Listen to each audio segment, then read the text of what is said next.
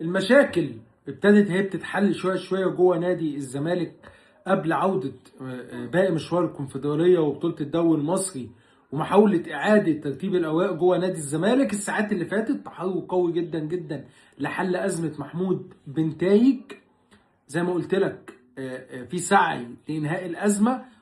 المحامي بتاع محمود بنتاج ووكيله شايف ان هو موقفه قانوني، نادي الزمالك شايف ان هو قانوني، لكن في الاخر الزمالك رافض تماما فكره التفريط في محمود بنتاج والتمسك لحد اخر لحظه، لحد اخر لحظه بوجود محمود بنتاج جوه نادي الزمالك.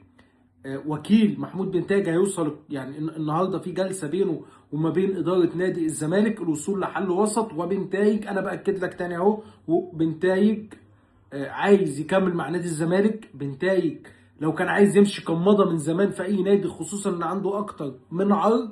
بنتايج حابب ان هو يكمل مع نادي الزمالك باذن الله باذن الله باذن الله. نسمع اخبار حلوه الساعات اللي جايه وانتهاء ازمه محمود بنتايج نهائيا. وصديقنا وزميلنا العزيز محمد الجبالي اكد ان بنتايج في تدريبات نادي الزمالك خلال ال 72 ساعه اللي جايه، ان اللاعب خلاص ان شاء الله ان شاء الله بعد ماتش المصري بقى يكون جاهز ويشارك مع نادي الزمالك بشكل طبيعي.